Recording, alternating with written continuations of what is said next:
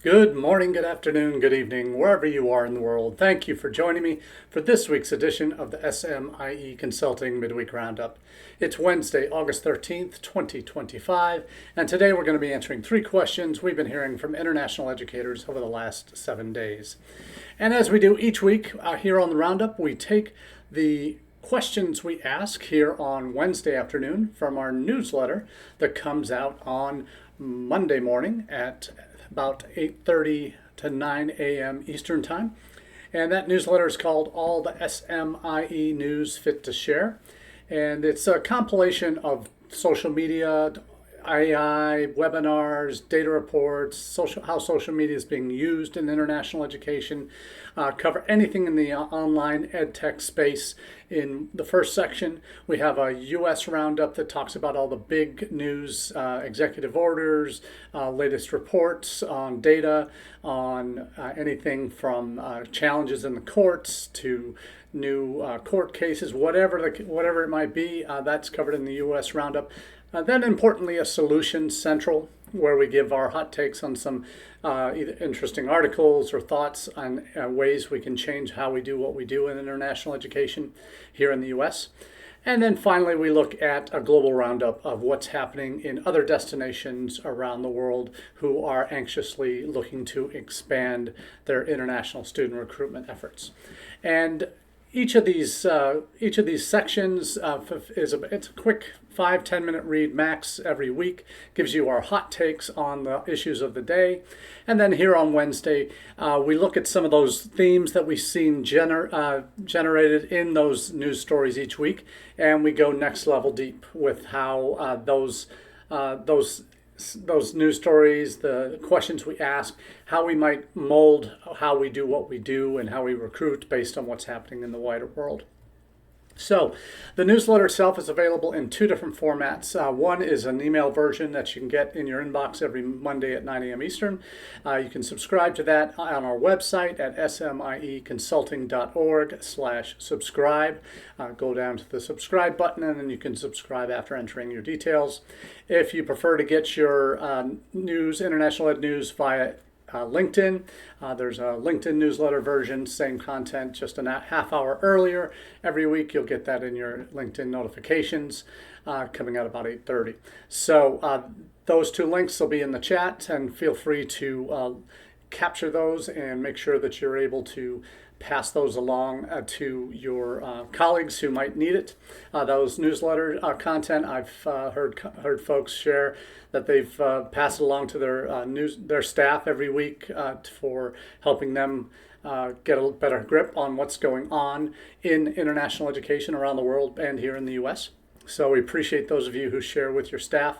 And currently we have, between the two versions, over 2,600 subscribers who are getting our content each week in their inboxes. So thanks very much for making the newsletter part of your international edification each week. So on to the questions of the day. First up is a question that has a lot to do with not just the country we're going to be talking about, but many countries, major sending countries to the United States around the world of these last 2 or 3 months. And that has to do a lot with the visa situation. And the question is, what are Indian students doing amid the visa chaos? And yes, it is chaos. That is... It's a topic that it's a sad topic that we have to be discussing. We've talked, obviously, many of our campuses, particularly who have significant graduate programs in STEM fields and business fields, have come to rely on India over the past few months, past few years, as a primary source of students for their programs. And even in times when China might have been under the cosh in terms of the initial, at least the impressions about that country as a sending country to the United States, and the political ramifications of what was working, what wasn't working related to China. India was always a good bet. But something happened in the fall of 24. Visa approval rates collapsed. There were fewer appointments available. And particularly the visa rejection rate was most alarming, particularly to our folks on the ground. All of the key agent partners that we worked with were saying, hey, it's just been a bad summer.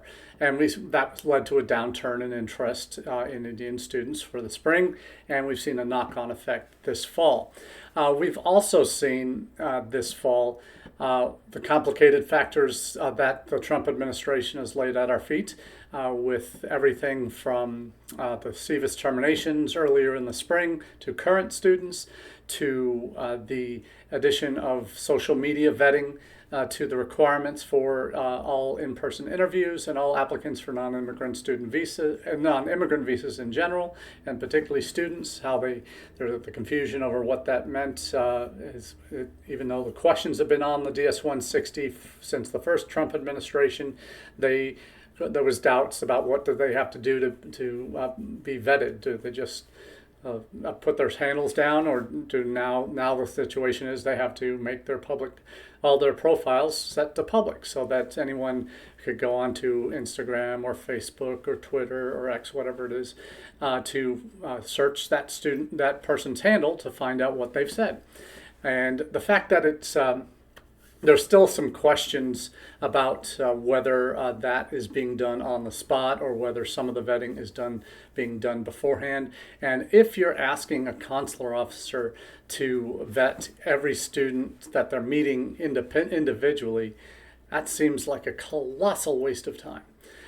When there are tools to vet for keyword searches, and maybe not to the same extent that the foolish DHS folks did in March when they set about canceling or terminating SEVIS status for over 4,000 students based on the generative AI prompt engineering that said, hey, check this list of students on SEVIS and cross-check that with every law enforcement database in the United States to see who's had an interaction with law enforcement. And that spit back 4,000 plus students who 99.9% of which were reinstated less than a month or two later. And the government backed off because they knew they were well out of their depth, and they made a stupid decision, uninformed decision, to go ahead and cast a blanket over less than 0.3% a number of international students of the overall totals, and paint all international students with a very sad brush in their attempt to weed out these pro-Hamas international students that turned out to be less than a handful or so. So that is frankly a BR nightmare for U.S. institutions trying to deal with these prospective students who are hearing this from students in the United States about why they are not receiving, being viewed in a very welcoming light. You saw at the end of end of May, in addition to the social media vetting, you saw the implementation of a 1-month pause, basically, for lack of a better term. And that 1-month pause led to a complete breakdown of the student visa appointment system in many countries for that period, where students who had I-20s ready to go at the end of May, which is the beginning of the peak season for international students applying for visas for the coming fall. We've talked about that percentage many times here, that 70% of all student visa applicants will go for appointments between May and the end of August. And in that 4-month period, you basically cut out a full month's worth of time when students could not make appointments to then come for visa appointments and and then hopefully come in time for the United States. You have the additional problem in India, the largest country in the world, and until I think they still are, even though the bad SEVIS numbers that were reported last year certainly said otherwise, that India is still the #1 sending country to the United States. You saw that country this summer has had absolutely atrocious times being able to apply for visas, students in that country. We have had students that I mentioned this last week. I had students who have visas, or excuse me, who had I-20s back at the end of May, got caught up in the 1 month pause. When the pause was over, when they tried to make appointments, the earliest appointment they could get was February 5th, after our spring intake, and they were intending to come this fall. So the situation has not improved. There have been the odd one student here, one student there, gets lucky, gets an appointment, but the numbers just have been absolutely atrocious. From one agent, here's some real numbers for you. From one agency, just got these yesterday morning. We had 138 applications from this one agency from India. We had 45 students out of that mix. Number were accepted, and 45 decided they wanted to come, received I-20s from us. Only 15 have been able to secure appointments. Worst part, none of those 15 got approved for visas, when last year we were averaging 65 to 70% success rate. So to go from 65-70% visa success rate to zero, and having having 1/3 of those eligible to apply for a visa not be able to get an appointment in time to be able to get to us for the fall. From the middle of June, there were no appointments available until well after the start of the fall term, and even after the start of the spring term. So it's visa denials again for the second year in a row that have ratcheted up and are affecting Indian students' ability to come to the United States. We have a handful potentially of Indian students coming this fall as a result of the visa chaos there. Slew of visa deferrals or admission deferrals until the spring term. We're hoping that more spots will get freed up in the coming months, but no guarantees of that. We have the added complication that there is currently no U.S. ambassador to India to organize things and get people on the right track. You got a career foreign service person who's serving as consul general for the moment, but has basically no authority, has not been told to do to fix the SEVIS problem, or fix the visa interview problems, and isn't really taking action. It's rather sad that, and that, just in case you're wondering, that Indian ambassador appointment, or U.S. ambassador to India appointment, is held up in the Senate. The Senate Democrats stonewalled that a couple weekends ago. So that's a result of the largest country in the world, and we don't have a U.S. ambassador there yet because of Senate inability to act. So we have some real challenges with India right now. What the hope was, well, there's been such a delay now that all these students are going to want to defer to spring. Not all of them will. We see a last-minute shopping in Canada, which has traditionally been an India stronghold, but not in recent years because of the bad political juju going on between those two. You've seen the UK come back in a little bit with instant admissions, spot admissions kind of decisions in their summer rush to fill their classes. We don't have that ability in the U.S., and even if we wanted to admit them academically, there's no way they'll get their visas because our system is hamstrung by requiring the in-person interview. In U.S., UK does not, Australia does not, Canada does not, U.S. does. As a result, we are limited, extremely limited by manpower we have available in the consulates to do 100 interviews a day, or whatever the numbers that they are able to do each day during the summer months when the peak season is. And there are talks of foreign service cuts coming this fall, which will further exacerbate the problem of having manpower to do the physical interviews. But we're going to persist with keeping that interview requirement, whereas our colleagues in the other destination countries, major destination countries, are not requiring that interview, and making it much easier to, or there may still be months or two delay, but it can be done. It can be expedited. They can pay for an expedited visa, just like you do if you're a U.S. university rep and you want to travel to a country and you don't have your visa yet, and you got your flight's leaving in 3 days, and like, oops, I need a visa. You can expedite that in a lot of countries. So we don't have that option here, not certainly for students. So that's a real challenge for us. And Indian students are going to vote with their feet. We're seeing a lot of them decide to look at other countries. But I will say, I've seen reports that we're not the only country that's seen a spike in visa denials in India. UK and Canada have also. So it's yet to be determined whether this fall will be everything as horrendous as it will be for us. We're anticipating most reports are saying between 30 and 40% down this fall in new international students. And just checking our numbers earlier this week when I was on campus, that's about what we're looking at, probably on the low side of 30% down from last fall. So the hit is real, and India is going to be our biggest single loss. We've had actually very good success in China, but in India, we're really going to suffer again this year. So what is happen? What are those students doing? We hope and pray. And a number of my colleagues are in India right now, doing various fairs with Education USA, with some of the bigger agent players in the country. I wish you all the very best, safe travels, and hopefully eat well and see many students and have some conversations that might give us some hope that things will improve, and that the sentiment and desire of these students to still study in the U.S. is there. But we can't take that for granted anymore. We have to fight for it, even in a place like India. So let's move on to our second question of the day, and that is, how are we in the U.S. fighting back against the chaos that's been wrought on us?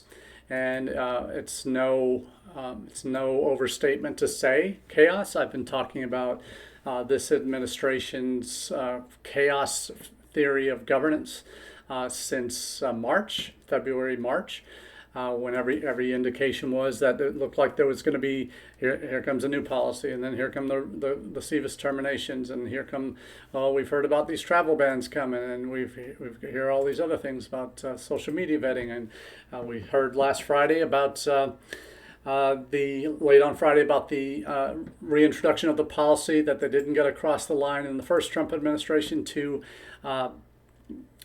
end DS, duration of status for international students. And we haven't totally lost that battle, but they ran out of time to get it implemented in the first Trump administration, and it's up to us right now. The rule change has been proposed. Now it is up to us through our advocacy organizations, through the public comment period that we're entering into now on this request by the government to end DS, duration of status. And we know the reason they want to end DS is they're tying it to the flawed visa overstay rate report that DHS released earlier this year. And that led to the travel bans for 19 countries, has threatened 36 others. That doesn't look like that one's going to, second set of travel bans is going to happen.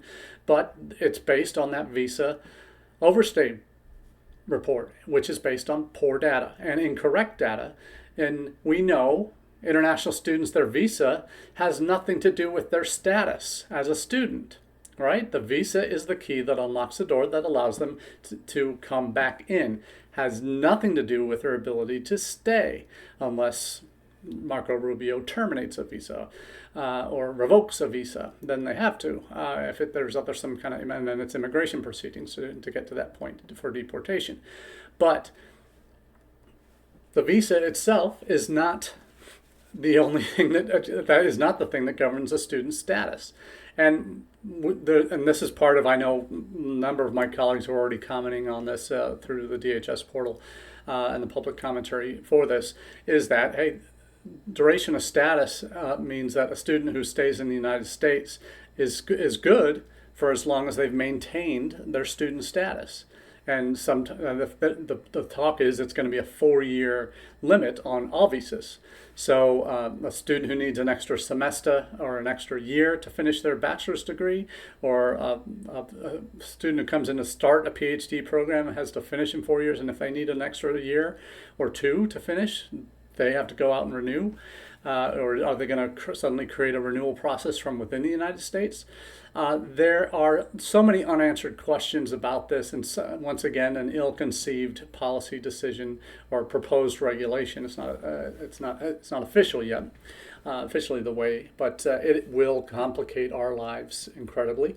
on the current international student side, particularly in the ISSS offices, and it becomes one other factor that makes us less welcoming, where in the past a student could come in to start high school at a boarding school and finish 4 years of a high school diploma, come and stay in the U.S. to transfer to a bachelor's degree program. Then say they get into a STEM field. After that bachelor's degree program, they could work 3 years. Then start a master's degree. Then if it's another STEM program, they could work another 3 years. Then start a doctoral program and work another 3 years. And they could be in the country legally for well over a decade. Coming on 20 years if they play right.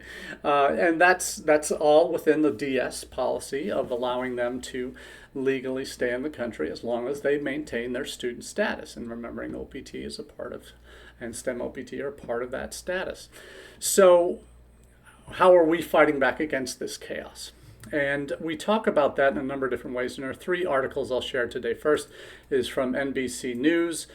Talks about a case out at Stanford where the student newspaper at Stanford is suing the Trump administration for violations of free speech based on the policies that is put in place that inhibit, particularly on the issue of Palestine, that inhibit international students whose statuses, who are not permanent residents or citizens, and even permanent residents have reason to fear in this administration's policies.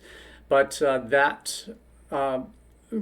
suing basically the government, Trump administration, because their paper's staff members, and this is a quote from the article, the paper's staff members who are on visas have self-censored and declined assignments related to the war in Gaza, fearful that their reporting on that topic could jeopardize their lawful immigration status, the lawsuit said. So that is what is happening in Stanford, student paper standing up for the rights of their staff to express their own opinions and to write on these topics. And that is certainly, we'll see where that goes and how whether it will be challenged in court. It's being challenged in court, and whether that will hold up or not. That will be really interesting to see that. Second article is one from Karen Fisher in her Latitudes last week, where it starts with how the dollars and cents argument for international ed fell flat. And it talks through kind of how we traditionally talk about the $45 billion impact of international students on the United States and the economic value of those to not only to the institutions, but the communities that they exist in, the staff that are employed, the jobs that are created as a result of these increases in international students. So that number has fallen on some less most will obviously will say on deaf ears because it's not resonating. The focus of this administration has been so much on the elites in higher ed. There's a larger broad-based attack on higher education in the United States, particularly amongst the elites, but against the DEI policies, against affirmative action policies, and the new versions of affirmative action that are based on geographic or financial motivation factors as institutions recruit. And we've seen that come out in recent days that the education department is now, the watered-down education department is now asking for recruitment information on how in all institutions recruit formerly considered affirmative action students to their institutions, what methods they are using. That all now needs to be evaluated. What's going to be done with that, we don't know. We know, for example, in the instance of Harvard and Columbia, in proposed deals, Trump had initially said about Harvard that they have 31%, I think, is their number of international students, percentage of their student body on campus. They said they shouldn't have 31%, it should be like 15. That's never been written into policy. We know Rick Scott, senator out of Florida, proposed a bill to limit colleges to 15% international across the United States. That obviously impacts a relatively small number, less than 50 colleges that would be in that position where there's more than 15% of their population are international. So it's a small number. Hardly imagine why you want a bill in Congress to that effect. There's actually in Columbia's case, they are 37 to 40% international in their student body, and there's now actually language in the deal that they signed with the Trump administration that Columbia will examine its business model and take steps to decrease financial dependence on international students. Now, we've seen in other countries, in the UK, in Canada, Australia, it's been government mandated as well, but for different reasons. To reduce the numbers of international students because of more so because of the impact on public services, on housing, and all of that. In fact, we saw in Australia last week, we talked about how Australian government's new measures include increasing the cap slightly next year in 2026, but increases for allotments for individual institutions will only happen when they can guarantee that they have sufficient housing to meet those extra students that might be admitted from international sources to their campuses. So governments control a lot more tightly in other countries like Australia now how many international students can go. They're already double that 15% at most Australian universities. Most Canadian universities are more than double that as well. UK are around that, 25 to 30%. So well above that 15%. So for us in the US to limit to 15%, if there were an equal distribution, that would go along 1.5 million international students would go a lot further than perhaps that would in the 100 universities in Canada, the 40 universities in Australia, and the 150 universities in the UK. So we'll see where that happens. But Columbia and the focus on the elites in order for them to get their government funding back from all these research grants, they're having to compromise and commit to changes. And that the immigration provision in that Columbia agreement is rather starkly out of whack with the economic argument that we would think would be more palatable to this president. But again, as Karen Fish points out, that argument is more abstract, and it's seen as just feeding rich institutions, making them richer, all of that. So it's a very messy argument. It's one that does leave a lot of folks disillusioned, certainly. The Columbia argument, certainly I don't think is going to ever be expanded to all institutions, because most institutions, mine included, would be very happy if we had 15% international students. We're sitting at about 4 or 5% right now. So we would very much like to be in that ballpark, and we're making changes to get us there in the coming years. But anyway, so we're fighting back in a number of different ways, with court cases, with advocacy, with this public comment period on the DS that's coming up. These are ways to fight back. There are colleagues of mine, and you know who you are out there, that are straight 60s radicals who are reinventing themselves now in their later professional careers to be take on the government in all ways possible, to revolt against the government, and what that actually looks like. There's cries for where our leadership in our organizations, and our international ed organizations like NAFSA and others. But to be honest with you, this is unprecedented. It's unprecedented to see the formal breakdown of what had been considered very tried and true and established white hat issues in government now become political footballs.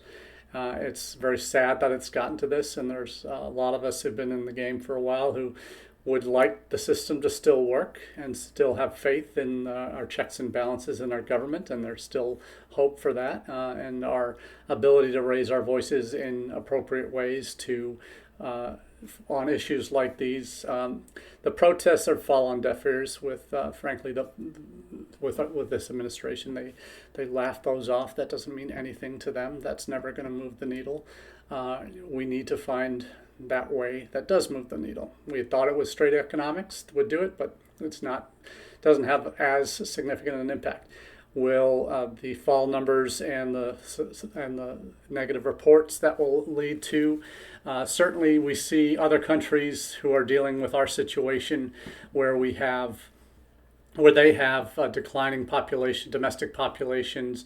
They have skill gaps in their labor market that aren't being filled by domestic populations, that they reach out and develop policies to bring more students in from outside, international students into their universities, train them, and create policies that encourage them to stay. These are the high achievers. These are the best and brightest. We should be wanting more of them to come to the United States and creating pathways for them to stay and having coordinated policies that make sense for the health of the nation. When all immigrants, non-immigrants who are here in the United States get painted with the same criminal brush, when clearly international students are not criminals by nature.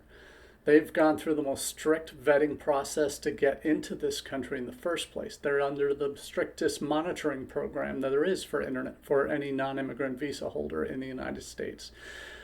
How can you, in your right mind, want to get rid of those best and brightest? It doesn't make sense. Just because you think some bad apples who are pro-Hamas and are out for no good suddenly become the rule, and you paint all international students with that same brush, you're making a tactical mistake, a strategic blunder, in fact, by taking these decisions the way you have and making half-assed, for lack of a better term, apologize for saying that, but poorly executed, poorly founded, horribly implemented programs and decisions that affect public opinion in other countries about the United States, affect the students who have been working for sometimes years and had a dream of studying in the United States for years, and you're telling them, sorry, we only really want you if you fit into a very small window of opportunity here.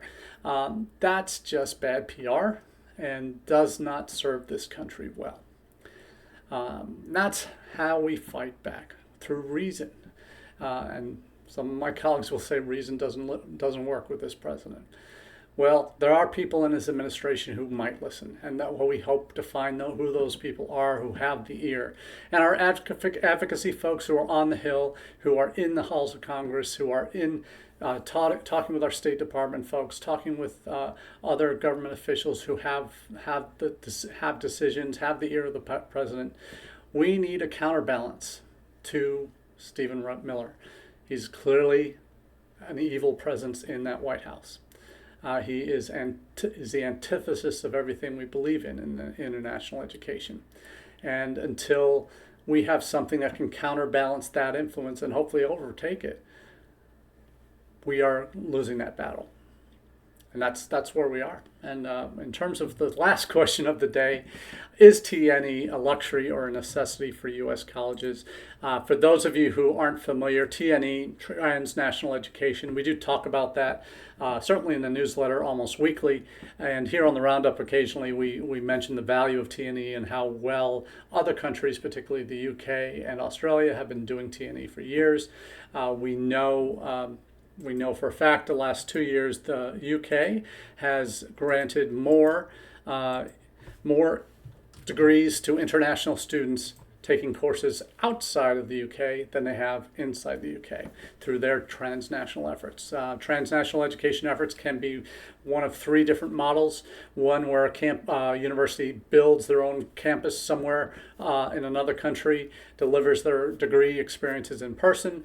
Another version is to have centers where all of that students can take courses via online in cohorts. And then you have third models that are where you work with a partner institution. You set up an agreement with a partner like Liverpool Jiaotong in China. We've seen other universities, we've seen partners in the UAE, third-party organizations or universities that will invite universities in. We're seeing a growing trend in India with U.S. campuses, Canadian campuses, only one U.S. campus so far, but more coming. Number of Australian, number of UK, Canadian institutions are also looking at that in terms of setting up their own campus in designated areas of that country. Transnational education is a really tool that we should all be exploring in the United States. We are doing so at the University of Akron. We're looking at particularly starting with our most marketable program, our polymer science program, which is #1 in the world, looking at partner institutions in different countries that maybe don't have polymers but have complementary programs to it that we could help leverage for that institution to attract students to. Also serves as potentially for students that get admitted to those programs who maybe can't get visas or coming from Iran or some of the other 19 travel ban countries now, where they might be able to go there to this third country to get to start their program and even do it fully in person in that other country. That's something we're looking at developing in the next year or two. Already got some MOUs signed to start the balls rolling on a couple of those in two countries, and looking to add at least two more in the next year, where we can have a site in a third country that can, perhaps one in the Gulf, one in Southeast Asia, that can serve to deliver our programs in another country, where we're using an existing facility, existing partner that can hire our faculty, hire the faculty to teach the classes, do the recruitment for that program. It also becomes a recruitment tool for them by offering a #1 program in the U.S. in a particular field to students in the region. So these are things that we're looking to build, and that's necessary. We need to diversify. And that's just something we've talked about for decades, diversifying where our students come from. But we're turning into a new age where we need to diversify which countries we deliver our degrees in, diversify how and where we deliver our degrees. So that's all we have. The two folks' articles I'll drop in the chat. First, from my colleague Greg Holtz at University of Central Missouri had a great piece this past week, Rooted in Possibility: How On-Ramp Destinations Can Help U.S. Education Stay Strong. And a second one from my dear friend Balaji Krishnan at University of Memphis, who posits the question that you see on the screen: is T&E a luxury or a necessity for U.S. colleges? And I think all three of us would lean toward the necessity, particularly in this political climate, where students around the world who are not getting visas to come need to have other options. And next week I won't be doing a live from home. I'll be on campus. Next Wednesday is our international orientation for the University of Akron, so I'll be on campus for that. Probably do a live from that, a shorter version of this, not as organized, but we'll certainly come to you live. But one of the things you'll see in the newsletter next week is an article from ASU, Arizona State, largest number of international students anywhere in the United States, and some of the alternatives. They're going to be down this fall too, but they're coming with options to the table because they do have a well-developed T&E network. So we'll talk, that'll be in the newsletter next week, so be on the lookout for that article. So that's all we have for you this week on the Roundup. Thanks again for being a part of the conversation. Looking forward to chatting with you in the weeks and months to come. Cheers.